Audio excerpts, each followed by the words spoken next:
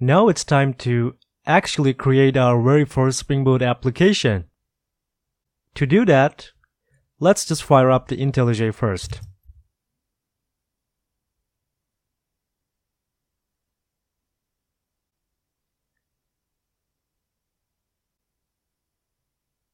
Okay, now let's click Create New Project. And as you can see, IDEA provided us a window that has Spring Initializr. Spring Initializr is what we're going to use to create our project and all the other projects that we're going to develop in the future. Before I go into details of Initializr, now let's just create our project and I'll tell you more about in the next section. So as you can see, we're going to select our SDK and you can choose the version that you installed on your machine. Initializr is using a URL. It's start.spring.io. So you can just leave all as is and now let's click Next. Okay, here we're going to define our project. If you're familiar with Maven, you have to define a group and you have to give an artifact name for your project. Don't worry if you don't know what artifact or group is. We're going to get to that in the Maven section. So for now, you can just use com.example demo and we're going to select the Maven project, and for packaging we're going to use jar, not war, because that's why even Spring Boot exists. And we're going to use Java 1.8 and language is of course Java. So you can just leave everything as is and we can now click Next. And as you can see, we have lots of dependencies here to choose from. In our future applications, we're going to choose lots of different dependencies. But for now, for our first project, we're just going to use a web. And now let's click Next. We're going to just define our project details for the module location, file locations, etc. So our project name for demo is just fine. And for the location, you can choose any location in your computer. It's all up to you. So for the module name, we're just going to have to change it to our root module so we can have all our projects under a certain directory. So let's just copy that.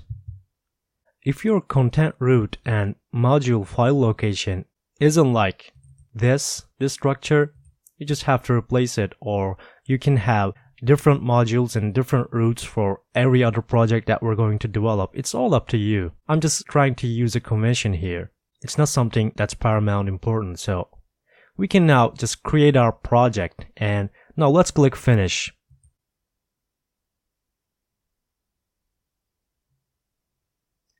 As you can see, IntelliJ provides us some useful tips when the application starts. You can learn lots of different options and lots of different great features of IntelliJ right here. So I just suggest you that don't close it like this and have it open whenever you use the IntelliJ. So now let's close this and check out our project structure. As you can see, Maven says that projects need to be imported. So what this says is that whenever you change the structure of your Maven, let's say you add a new dependency to your project or you do anything else, just change your Maven file, the POM file. What auto import does that is fetches the dependencies that you changed and maybe removes the ones that you get rid of. All sort of things is handled by this auto import option. So I highly encourage you to do that. So let's do that now. And as you can see, IntelliJ is resolving dependencies of demo. Now let's check out the structure of our code. Our source file has two subdirectories. One is the main and the other one is the test. Main has all the implementation, all the actual code that you write. And the test is for unit testing. So now let's just go to Java, and here we have the demo application. This is what Spring auto generates. This class is going to be our starting point for our Spring Boot application. As you can see, and as we've talked about this before, Spring Boot has its own annotation. It's Spring Boot application annotation, as you can see here. In the resources files, you can see that we have application.properties, and it's empty now. So, how do we run this application? To run your application, all you have to do is just run. As you can see, our first application is starting. Okay, our application started. That's great, it's running on port 8080. Alright, we've started our very first application. Isn't that great? But as you can see, it's just doing nothing currently. So let's have something running and see our application in the action. To do that, and just for the purpose of this tutorial, I'm just going to create a new class in here and have a controller to serve a request. Let's create an anonymous class and expose it as a web method. So now let's create a test controller and have a method that's going to return string, and it's going to say hello.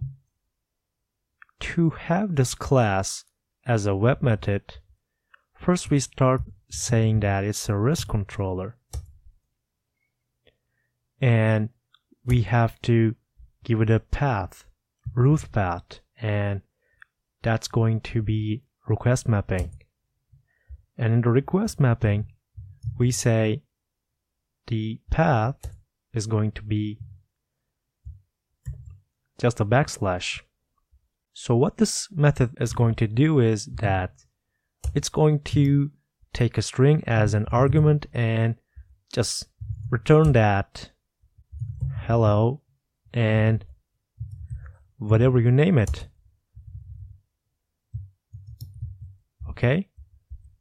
So let's just expose this method as a web method.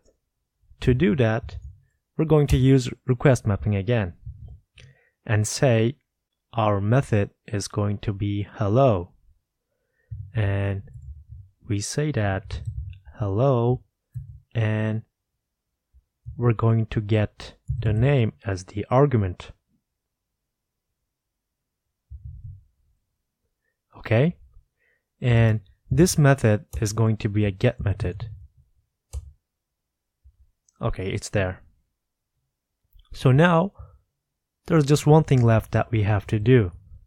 We have to say that this string argument is going to be a path variable so that we can get it from the path. And to say that it's an actual path variable, we're going to use the value parameter. So we're going to say that this is going to be mapped with name. Okay, so we're good to go. Rerun the application. Okay, it's up, and as you can see, our new method is mapped as a get method and with the test controller. So to test this out, I'm just going to fire up the Firefox. So let's just go to our application. Let's say localhost 8080 and hello. So this is our root path, and we have to pass a parameter. You can just use your name, anything, and I'm just going to use mine, and let's hit enter. Here we go. We have our first Spring Boot application up and running.